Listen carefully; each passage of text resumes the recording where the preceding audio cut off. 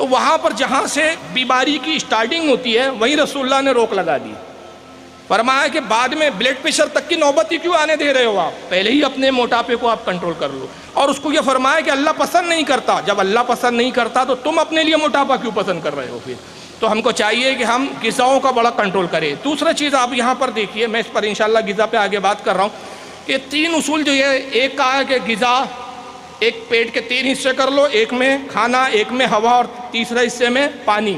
اب پانی کی طرح اگر ہم دیکھیں, آج میڈیکل سائنس اس کو پروف کر چکی ہے کہ ایک نارمل انسان کو 24 گھنٹے میں کم از کم 3 لیٹر پانی پینا چاہیے. وجہ کیا ہے؟ پانی کی کمی اگر ہو جاتی ہے تو نتیجہ یہ ہوتا ہے کہ بہت ساری بیماریاں ہونے شروع ہو جاتی ہے.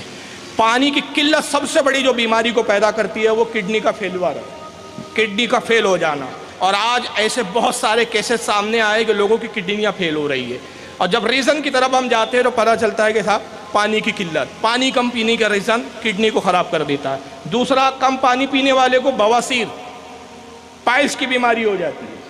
ڈاکٹر کہتا ہے جب کسی بھی آپ پائلس کے مریض سے پوچھئے تو جب اندر آپ تہہ میں جائیں گے کہ بھائی اس کو پائلس کیوں ہوا, بواسیر کیوں ہوا, تو ریزن سامنے آتا ہے کہ صاحب پانی کم پیتے تھے.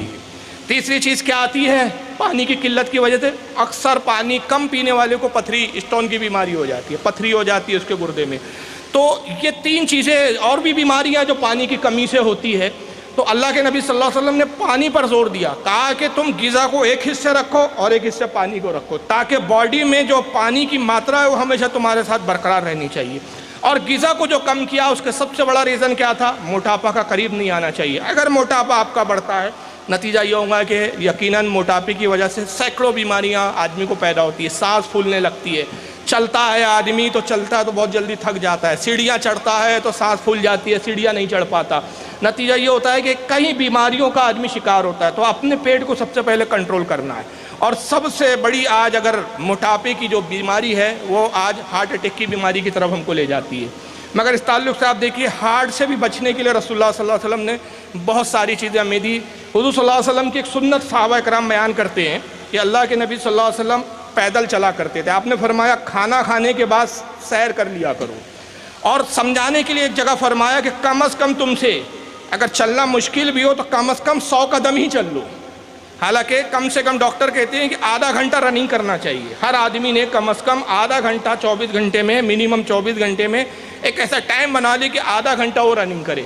اللہ کے نبی نے کہا کہ اگر تم سے نہیں ممکن ہے, تم کمزور ہو, چل نہیں پا رہے ہو, تب بھی کوشش کرو کہ کم از کم 100 قدم چل لو. اور صحابہ اکرام کہتے ہیں کہ اللہ کے نبی صلی اللہ علیہ وسلم کی عادت مبارکہ تھی کہ آپ کھانے کے بعد چہل قدمی کرتے تھے, چلتے تھے. اور چلنے کی سپیڈ کیا ہوتی تھی؟ صحابہ کہتے ہیں حضور کو تو ہم دیکھتے تو معلوم ہوتا کہ سرکار چل رہے ہیں, مگر ہمیں ساتھ میں سرکار کے دوڑنا پڑتا تھا. یعنی حضور کی رفتار تیز ہوتی تھی. تو چلنے میں بھی ایک اسٹائل بتائی آپ نے کہ چلنا اسے کہتے ہیں کہ جس میں ایک رفتار میں تھوڑی تیزی ہو, سستی نہ ہو. تیزی ہوں گی تو آپ میں پسینہ آئے گا, پسینہ نکلے گا, اور جو آپ کا کولیسٹرول ہے وہ گھٹے گا, آپ کی چربی گھٹے گی. تو یہاں پر ایک حضور صلی اللہ علیہ وسلم نے ہارٹ اٹیک سے بچنے کی ایک تدبیر بتائی.